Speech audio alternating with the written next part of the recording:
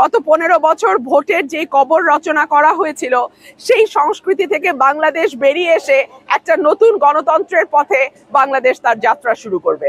আশা করছি যে একটি নির্দলীয় অন্তর্বর্তীকালীন সরকার যেহেতু দায়িত্বে আছে, আমরা আশা করছি দল মত নির্বিশেষে যারাই প্রার্থী হবে, যারা ভোট দিতে যাবে, যারা প্রচারণা চালাবে, সকলেই সমান সুযোগ পাবে।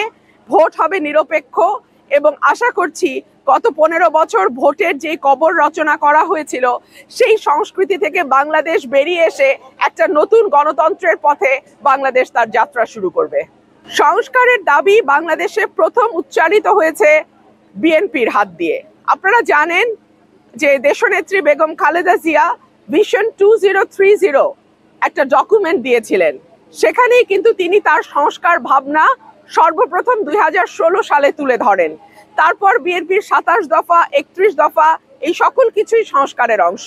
আর বিচারের কথা আপনারা বলছেন, বাংলাদেশে আওয়ামী লীগের হাতে বিএনপির নেতাকর্মী থেকে শুরু করে একেবারে তৃণমূলের সমর্থক পর্যন্ত যেইভাবে অত্যাচারিত হয়েছে, আর কোনো দলের মানুষ কিন্তু এত অত্যাচারের শিকার হয় নাই।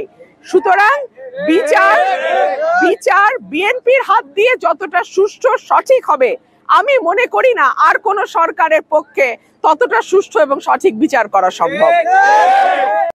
আমাদের নির্বাচনী আমেজ শুরু হয়ে গেছে, আর নির্বাচনী আমেজ মানে তো কেবলমাত্র জনসভা নয়, কিংবা ডোর টু ডোর আমরা যেই প্রচারণা চালাই সেটাও না।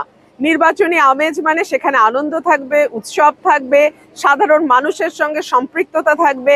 সুতরাং সেই আমেজটা আমাদের শুরু হয়ে গেছে।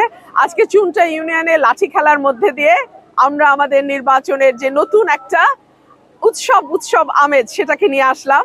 এরপরে হয়তো বিভিন্ন জায়গায় নৌকা বাইচ হবে, শীতকাল আসছে, সেখানে গানের আসর হবে। বাংলাদেশের মানুষ কিন্তু অত্যন্ত ধর্মপ্রাণ মানুষ, আবার একই সঙ্গে আমাদের এই যে যুগ যুগ ধরে চলে আসা লাঠি খেলা, পুতুল নাচ, নৌকা বাইচ, মোরগ লড়াই, এই খেলাগুলো কিন্তু আমাদের ঐতিহ্যের সঙ্গে ওতপ্রোতভাবে মিশে আছে। সো আমি মনে করি যে ব্রাহ্মণবাড়িয়ার সন্তান হিসেবে আমাদের গানের যেমন ঐতিহ্য আছে, আমাদের নৌকা বাইচের ঐতিহ্য আছে, আমাদের লাঠি খেলার ঐতিহ্য আছে, আমাদের এই ঐতিহ্যগুলোকে আগামী প্রজন্মের কাছে তুলে ধরবার দায়িত্বও কিন্তু আমাদের। সুতরাং তারই একটা অংশ হিসেবে আজকে এই লাঠি খেলায় আমি আমন্ত্রিত হয়ে এসেছি। আশা করছি নির্বাচনের আগ পর্যন্ত যত রকম ভাবে সম্ভব জনসংযোগ, মানুষের সঙ্গে তাদের সঙ্গে মিশে গিয়ে তাদের সমস্যার কথা জানা, তারা কি চাইছে সেটা বুঝতে চেষ্টা করা, নির্বাচিত যদি হতে পারি ইনশাল্লাহ তাহলে তাদের জন্য আমি কি করতে পারি সেই ব্যাপারে তাদেরকে ধারণা দেওয়া।